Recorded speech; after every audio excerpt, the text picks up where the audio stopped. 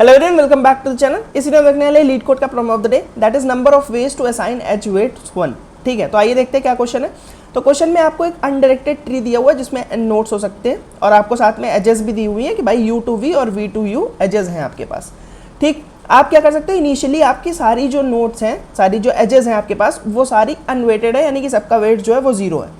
अब आपको इनको वेटेड बनाना है, तो आप वेट्स इस पर पुट कर सकते हो। वेट या तो आप 1 का पुट कर सकते हो या फिर आप वेट 2 का पुट कर सकते हो। ठीक, आप किसी भी तरीके से वेट पुट कर सकते हो, आपकी चॉइस है। आपको बताना है कि भाई कोई भी आप एक मैक्सिमम डेप्थ वाली नोड उठा लो। ठीक, जैसे कि आपका ये मान लो आपके पास एक ट्री है। ठीक, ऐसा कुछ ट्री है आपके पास। ठीक, अब कोई भी आपको बोल रहा है कि भाई कोई भी आप एक मैक्सिमम डेप्थ की नोड उठा लो। ठीक, 1 पे रूटेड है ट्री, तो 1 से मैक्सिमम डेप्थ पे आपके ये 4 नोड्स हैं। तो बोल रहा है कि भाई कोई भी एक उठा लो, क्योंकि आपको एक्चुअल में डेप्थ से मतलब है। तो आप चाहे यहाँ तक की डेप्थ देखो तो ये भी आपकी 3 है, चाहे यहाँ तक की डेप्थ देखो तो ये भी 3 है, चाहे यहाँ तक की डेप्थ देखो ये भी 3 है, या चाहे यहाँ तक की डेप्थ देखो वो भी 3 है। ठीक है, तो आपको बोल रहा है कि भाई कोई भी एक डेप्थ उठा लो। मान लो मैंने ये डेप्थ उठा ली, तो मेरे पास ये 3 एजेस आ रही हैं इसमें। ठीक, और 4 नोड्स और 3 एजेस हैं। अब आपको बोल रहा है कि भाई किस तरीके से आप इसमें वेट्स असाइन करोगे सच दैट कि मैक्सिमम डेप्थ तक जो नोड है इसके पास, मैक्सिमम डेप्थ तक जो भी नोड हो सकती है, उसका जो पाथ है, उसका जो वेट्स का सम होना चाहिए। वेट सम जो भी आप पुट करोगे 1 या 2 करके, और इनका सबका वेट का सम जो होगा वो एक इवन वैल्यू होना चाहिए, सॉरी वो एक ऑड वैल्यू होना चाहिए। ठीक, जो भी आप वेट का सम पुट करोगे, मान लो इस पे आपने x पुट करा, इस पे आपने x2 पुट करा, इस पे आपने x3 पुट करा, तो जो x1 plus x2 plus x3 जो होना चाहिए, that should be a odd value. ठीक, ये आपका केस होना चाहिए जो सबसे लास्ट डेप्थ, सबसे दूर डेप्थ वाली नोड होगी आपकी 1 से। ठीक, 1 क्योंकि आपका रूट है इसका, तो यहाँ से लेकर जो सबसे लास्ट डेप्थ वाली, यानी कि जो सबसे लीफ में, सबसे डेप्थ मोस्ट लीफ में जो भी नोड होगी, वहाँ तक का जो पाथ का सम होना चाहिए वो आपका एक ऑड वैल्यू होना चाहिए। ठीक, तो उम्मीद करता हूँ कि भाई एटलीस्ट आपको सवाल समझ में आ गया होगा। आप क्या कर सकते हो, आप एजेस का वेट असाइन कर सकते हो, या तो 1 या फिर 2। तो आपके पास देखो 2 चॉइसेस हैं वेट्स असाइन करने की। तो भाई आप टोटल कितनी तरीके से इस ग्राफ में या फिर इस ट्री में वेट्स असाइन कर सकते हो। मान लो इसमें आपके पास m एजेस हैं, तो आप बेसिकली 2m तरीकों से वेट्स असाइन कर सकते हो, क्योंकि भाई हर एक एज के पास 2 चॉइसेस है, या तो उसको 1 वेट मिलेगा या तो उसको 2 वेट मिलेगा। तो मैं कहता हूँ आप ये 2m चॉइसेस पे आइट्रेट कर लो। आप हर एक नोड पे जो जो चॉइस हो सकती है, मान लो पहली बार इसको 1 मिला, इसको 1 मिला, इसको 2 मिला, इसको 1 मिला, इसको 1 मिला, ऐसे करके एक चॉइस आपने रखी। अब उस चॉइस पे आप क्या कर सकते हो, उस चॉइस पे आप इजीली एक ट्रैवर्सल लगा के पता कर सकते हो कि जो सबसे इससे दूर नोड है जो रूट से, उस तक का वेट क्या है, क्या वो एक इवन वैल्यू हो या फिर वो एक ऑड वैल्यू हो। अगर वो एक इवन वैल्यू हो तो आप क्या करोगे, काउंट कर लोगे। अगर वो एक ऑड वैल्यू हो तो आप उसको नहीं काउंट करोगे। आपको बेसिकली नंबर ऑफ वेज बताने की, कितने नंबर ऑफ वेज हो सकते हैं आपके इस तरीके से वेट्स असाइन करने के, सच दैट कि आपका रूट से लेके डेप्थ मोस्ट जो लीफ है वहाँ तक का जो सम आ रहा है वो एक ऑड वैल्यू है। ठीक, तो मतलब कि आप एक एक करके ये काउंट कर सकते हो, बट ये एक एक करके काउंट करना आपके लिए फीजिबल नहीं होगा। ये आपको कैसे पता चलेगा, ये आपको ऐसे पता चलेगा कि भाई ये बोल रहा है कि आंसर में भी लार्ज, आपको रिटर्न करना है 10⁻9 + 7। ठीक, तो भाई 10⁻9 + 7 से आपको मॉडुलो करके रिटर्न करना है, तो भाई आप फॉर श्योर आप काउंट कर ही नहीं सकते, क्योंकि भाई आपकी वैल्यू इसका मतलब 10⁻9 + 7 से और बड़ी होगी। क्योंकि भाई देखो आपका जो नंबर ऑफ एजेस हो सकती है वही आपके 10⁻5 - 1 तक जा सकती है। तो भाई आप तो 2⁻10⁻5 - 1 कर रहे हो ना, तो फिर वो तो भाई आप बहुत ही बड़ी वैल्यू हो जाएगी। ठीक है, तो इस केस में आप ये तो नहीं कर सकते कि भाई आप हर एक पॉसिबिलिटी ट्राई करो एंड देन उस पर आप जाके निकालने की कोशिश करो कि भाई क्या ये एक वैलिड पार्टीशन है या फिर वैलिड कॉन्फ़िगरेशन है या फिर नहीं है। तो इस तरीके से आप करोगे तो डेफिनेटली आपको टीएलई मिलेगा। ठीक, तो अब आप बोलोगे भाई ये तो फिर कठिन प्रॉब्लम हो गई कि किस तरीके से मैं इसको काउंट करूँ। मैं कहता हूँ कि कठिन बिल्कुल नहीं है। ठीक, बहुत ही सरल प्रॉब्लम है। अगर एक बार मैं आपको सोल्यूशन बताऊंगा तो आप खुद बोलोगे कि हाँ भाई काफ़ी सिंपल प्रॉब्लम है। ठीक, तो आइए देखते हैं हम इसको किस तरीके से सॉल्व कर सकते हैं। तो पहली चीज़ मैं कहूँगा कि भाई मैं पूरा ट्री छोड़ देता हूँ। मेरे को पूरे ट्री से कोई मतलब नहीं है कि भाई मैं बाकी नोट्स को किस तरीके से वैल्यू असाइन करता हूँ या फिर नहीं। मेरे को मतलब है जो है वो भाई है कि भाई रूट से लेके जो मैक्सिमम डेप्थ वाली लीफ है वहाँ तक के पाथ से मेरे को मतलब है। ठीक, और वहाँ तक के पाथ में भी मेरे को नंबर ऑफ कितनी एजेस आ रही हैं उससे एक्चुअल में मतलब है, क्योंकि उन्हीं एजेस को मेरे को वेट्स असाइन करना है।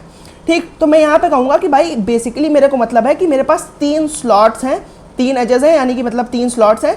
अब इनमें मेरे को 1 या फिर 2 इस तरीके से पुट करना है कि भाई एट द एंड जो मेरा फाइनल रिजल्ट होना चाहिए वो एक ऑड वैल्यू होना चाहिए।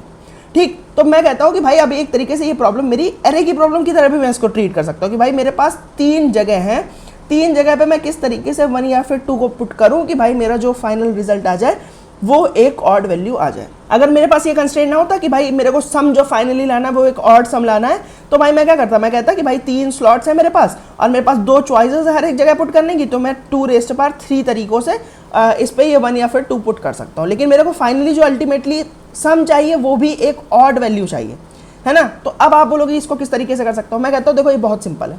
मैं कह रहा हूँ कि एक स्लॉट तुम छोड़ दो। एक स्लॉट किस लिए छोड़ दो? एक स्लॉट इसलिए छोड़ दो कि भाई जो करेक्शन होगा ना वो तुम इस स्लॉट में करोगे, ठीक, और बाकी के जो स्लॉट्स हैं उनको तुम अब इसी सेम तरीके से यूज कर सकते हो। आप बोलोगे कैसे यूज कर सकते हो इसी सेम तरीके से? तो मैं बोलूंगा कि भाई देखो, आपने कहा कि भाई मेरे को दो जगह है अगर मेरे पास और 2 चॉइसेस है मेरे पास, तो उसको फिल करने के मेरे को तरीके पता है कि भाई 2⁻, जितनी भी मेरे पास चॉइसेस हैं उतने तरीकों से मैं फिल कर सकता हूँ। मान लो n चॉइसेस है तो 2⁻n तरीकों से मैं इसको फिल कर सकता हूँ। अब मैं कहूँगा कि ये करेक्शन वाले स्लॉट का पता है क्या हेल्प है?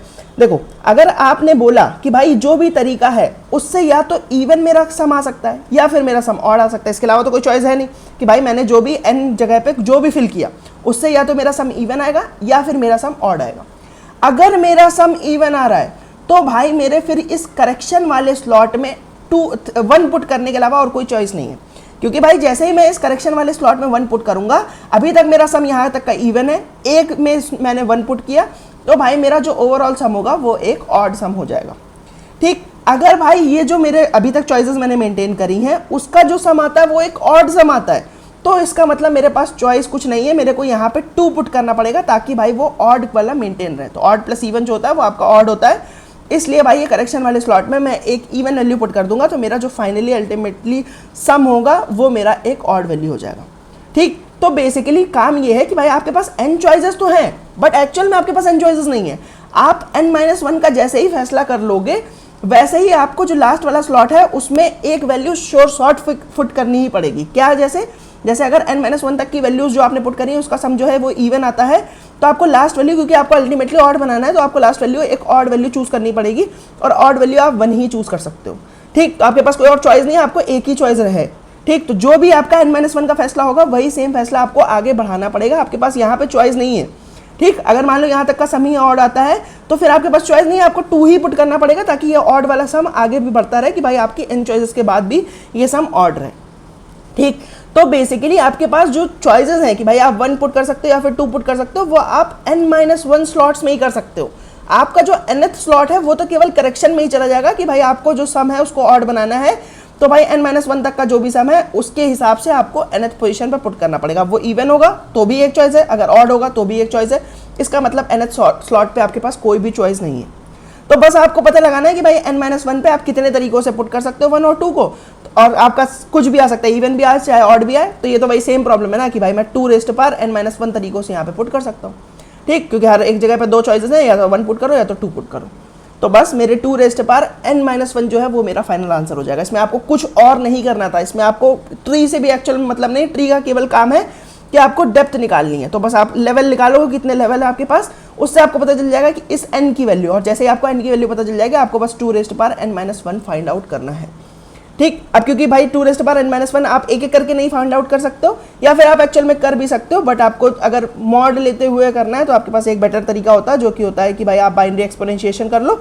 तो मैंने यहाँ पे बाइनरी एक्सपोनेंशिएशन कर लिया जिसमें आप log n में पावर निकाल सकते हो, तो 2⁻n-1 में log n में निकाल सकते हो। और आपको अगर लेवल पता करने हैं तो लेवल के लिए आपको कुछ नहीं करना है, एडजेसेंसी लिस्ट वगैरह बना लो, उसके बाद एक लेवल ऑर्डर रिवर्सल सिंपली आप चला दो, यानी कि BFS चला दो बेसिकली आप अपने पास, ठीक। तो आपने इनिशियली लेवल को 0 रखा, जैसे जितनी बार आपकी BFS चलेगी उतनी बार आपका लेवल इंक्रीज होगा, and then at the end आपको क्या करना है, एट द एंड आपको लेवल -1 जो भी होगा 2⁻1 निकालना पड़ेगा, ठीक है। अब यहाँ पे माइनस माइनस क्यों कर रहा हूँ मैं, यहाँ पे इसलिए माइनस माइनस कर रहा हूँ क्योंकि एक्चुअल में जो BFS होगी वो आपकी नंबर ऑफ नोड्स काउंट करेगी, लेकिन हमें तो नंबर ऑफ एजेस से मतलब है, तो n की वैल्यू जो होगी वो नंबर ऑफ एजेस होगी विच इज नोड -1, ठीक। तो इसलिए हमने यहाँ तक निकाल लिया कि कितनी नंबर ऑफ एजेस होंगी, एंड देन 2⁻n-1 हमने कॉल कर दिया, और वो जिसका जो भी रिजल्ट आएगा मॉड वगैरह लेने के बाद वो हमारा फाइनल आंसर हो जाएगा। तो बस आपको बाइनरी एक्सपोनेंशिएशन यहाँ पे पता होना चाहिए था, और थोड़ी बहुत आपको कॉम्बिनेट्रिक्स पता होनी चाहिए थी, उसके बाद आपके लिए प्रॉब्लम बिल्कुल केक वॉक टाइप की थी, ठीक, तो उम्मीद करता हूँ कि भाई आपको समझ में आएगा। अगर किसी भी पार्ट में आपको कोई डाउट लग रहा है तो आप मेरे से कमेंट सेक्शन में पूछ सकते हैं, I would love to answer that.